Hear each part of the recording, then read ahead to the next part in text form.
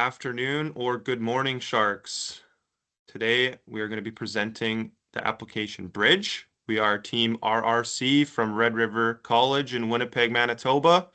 My name is Alec. I'm here with Logan, Zach, and Ben, and we're going to be presenting to you the problem that we solved, which is a major healthcare gap in our system, specifically regarding Indigenous patients and their barriers that they face when trying to get treatment.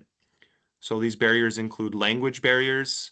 So the Indigenous languages that they speak, they may not speak any other languages. The cultural misunderstandings. So when healthcare providers unintentionally disrespect cultural practices, and the mistrust that has been built from decades of systemic discrimination against these peoples. So the result of that is an entire population that just avoid healthcare in general, leading to an overall worse health outcome for them and creating preventable deaths and illnesses. We need to bridge this gap. So what is Bridge? Bridge is a real-time messaging between provider and patient. It uses a built-in AI to analyze every single message for cultural contexts and insights that are instant and actionable. And it provides a guidance for the provider to create a closer relationship and a prolonged relationship with these patients. Now, this app we built in 24 hours, deployed, and it is fully functional. Now, what does using Bridge entail? Using Bridge uses community-guided data sets, an opt-in language support, and clear transparency. There will be no diagnoses made, no treatment decisions suggested, and it is only guidance from the AI that is provided.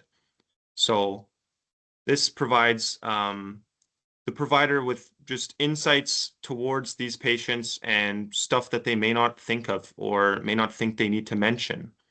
And of course, this patient data will never leave the clinic, and it is self-hosted.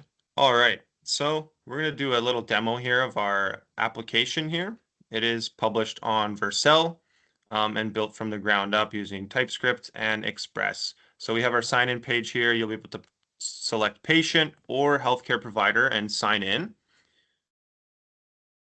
Now here's our messaging page. It's going to have the Cultural Insight AI prompt on the right side. It's going to have a lock on it, and you're going to be able to switch between healthcare and patient. So our thought process behind this is a working app right now. So for right now, you would be using one device in the room, and you kind of want some more insight into where your patient is coming from and what kind of things to expect from his culture.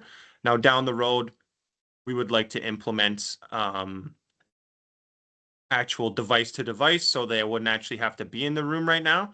So you would either text into this box, or we do have text to speech implemented as well. So say, for example, this patient is talking to you here in the room. You're going to get a AI that's going to scan that text in real time. And it's going to give you some advice on how to approach that in a more respectful way to his culture and kind of give them an insight into where he's coming from. Yeah, so now I'll hand it over to Zach here to kind of talk about the back end of this. Hi, I'm Zach. We're looking at the back end with respects to the AI. We decided to go with a kind of two-stage approach to implementing our AI. So it's the same AI model that first takes out the information that it wants. So we use a pruning technique to try and get what we want out of the message that was sent and try to get the AI to do what we want.